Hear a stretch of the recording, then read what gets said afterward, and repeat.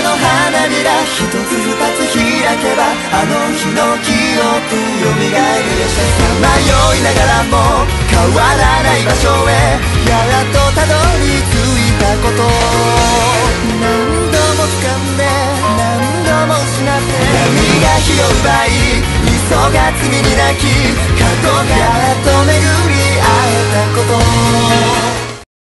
Ça fait un petit moment que j'ai envie de vous faire des présentations de manga que j'aime bien depuis mon enfance et je me suis dit pourquoi pas commencer par le manga Yu-Gi-Oh! Le manga est de type shonen qui a été écrit et dessiné par Kazuki Takahashi en 1996 qui contient en total 32 tomes et chez nous en France il a été édité par l'éditeur Kana. Il faut savoir que le tome de Yu-Gi-Oh! 1 à 7, c'est l'histoire originale au Japon car cela n'a pas été accepté en France, faut comprendre. Des revolvers sombres, côté maléfique, côté diabolique.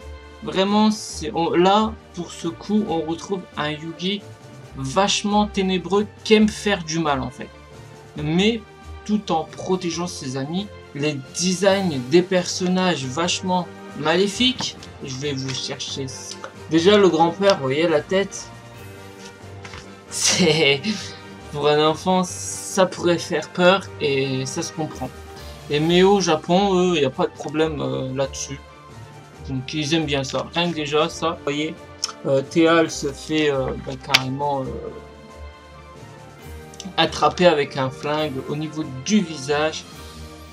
Et donc, chez nous en France, voilà quoi. Et donc, du tome 1 au 7, qui est ici, voilà, vous allez pouvoir suivre Yugi et ses amis dans des histoires complètement différentes, what the fuck, qui se passent avant l'animé. Donc, dans le tome 5, qui est juste ici, vous pouvez revoir donc le duel entre Yugi et Seto Kaiba, mais dans un format différent, j'ai envie de dire. Donc pour ceux qui l'ont jamais vu, je vous invite à aller voir, c'est toujours intéressant. Et surtout dans les mangas, on a beaucoup plus de détails que dans l'animé. Et à partir du 7, c'est à ce niveau-là que les événements du royaume des duellistes va débuter. Je tiens à vous dire, si vous êtes jeune, je vous conseille de commencer par regarder à partir du tome 7, car le premier tome, c'est assez sombre, et si vous êtes sensible, et si vous êtes jeune, je vous le déconseille, car des passages dans les tomes peuvent choquer, et surtout si vous êtes sensible. Également, pareil pour l'animé, donc Yu-Gi-Oh! Saison 0, je vous déconseille de vous la regarder si vous êtes jeune. Ça vise plutôt à un public assez grand, on va dire, plus de mon âge que plus pour les petits. Voilà, c'était un petit message. Voilà, c'était une petite présentation rapide des mangas de Yu-Gi-Oh! Du tome 1 à 7, pardon. Donc c'était un peu rapide, désolé, mais j'espère que vous avez tout compris. Donc j'ai essayé de faire au mieux, c'est la première fois que je fais ça et ça me tenait vraiment à cœur d'essayer. Au moins j'ai essayé, j'espère que ça vous plaira. N'hésitez pas à me dire dans les commentaires ce que vous en avez pensé, ce qui est bien, ce que je dois rajouter dans mes paroles, s'il manque des détails, etc. Tout commentaire est bon à prendre, je les lirai avec plaisir et vous répondrez également.